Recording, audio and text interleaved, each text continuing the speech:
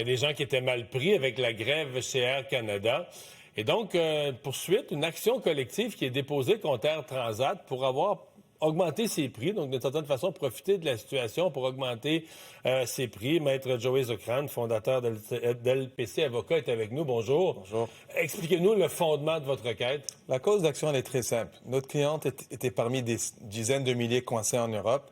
Elle était en Espagne, en Barcelone. Et juste avant que la grève d'Air Canada déclenche, elle a réalisé qu'elle n'aurait pas de choix, qu'elle devrait acheter un autre vol. Et Elle est allée voir chez Air Transat qui offre le même vol. Exactement, donc Barcelone-Montréal. Elle, au départ, elle a payé 2 000 $ pour un billet aller-retour avec son conjoint, avec son mari.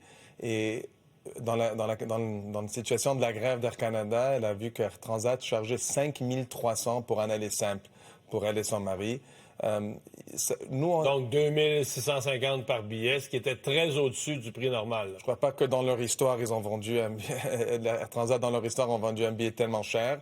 La dame l'a acheté quand même? Elle n'avait pas de choix pour rentrer à la maison. Son mari avait des problèmes médicaux aussi, donc il n'y avait pas de choix. Il fallait qu'il rentre tôt dans le processus. Et donc, elle vous a approché, et là, vous avez dit ça pourrait être pas seulement une poursuite, mais une action collective. Une action collective, parce que c'est pas la seule. On a des gens on a eu des témoignages de personnes qui ont acheté des billets Lisbonne-Montréal, par exemple, qui voyaient des prix au départ à 2 500.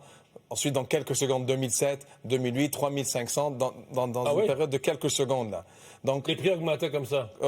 Mais probablement qu'Air Transat dirait que c'est qu'ils ont comme une intelligence artificielle en fonction de la loi de l'offre et de la demande. Donc, si tout le monde se met à acheter des billets, ça fait, sans qu'un être humain s'implique, là, ça fait grimper le prix. Un peu comme les Uber, là, quand tout le monde en demande, le prix augmente. Là. Vous avez utilisé un mot intéressant, la loi sur l'offre et la demande. Donc, nous, il y a la loi sur l'offre et la demande, il y a aussi la loi sur la protection du consommateur. Oui. Right?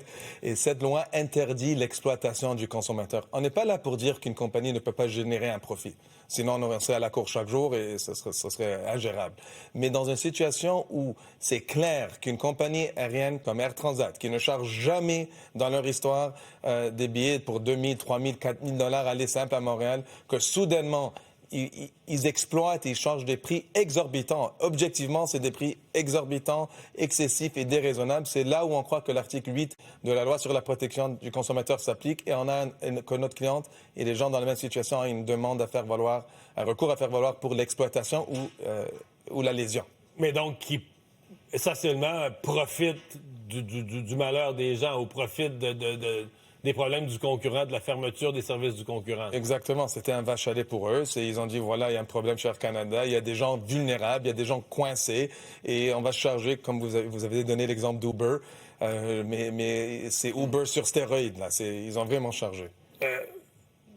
On va réclamer quoi? Donc, ce qu'on réclame, il y aura une expertise qui va se faire au fond, c'est une réduction des obligations, donc une compensation monétaire qui équivalerait au prix raisonnable dans un marché normal sans cette exploitation. Et qui peut se joindre au recours? Tous ceux qui ont acheté des billets d'Air Transat à prix élevé dans cette période-là? Donc, au Québec, tout le monde sont automatiquement inclus. Et la bonne nouvelle, c'est Air Transat détient toutes les données de ces gens-là parce qu'ils ont vendu des billets. Donc, ils vont être obligés de le donner au tribunal? Ils vont être obligés de le communiquer soit au tribunal, soit à nous, soit à un administrateur des réclamations qui pourrait ensuite aviser tout le monde. Mais vous pouvez toujours vous inscrire sur notre site web pour être tenu informé des développements, mais il n'y a aucune obligation de le faire et vous êtes automatiquement inclus. Si vous avez acheté un billet Air Transat pour revenir à Montréal ou n'importe où, d'ailleurs, c'est intéressant parce que pourquoi on a visé juste Air Transat? C'est parce que leur contrat prévoit que la loi du Québec s'applique partout.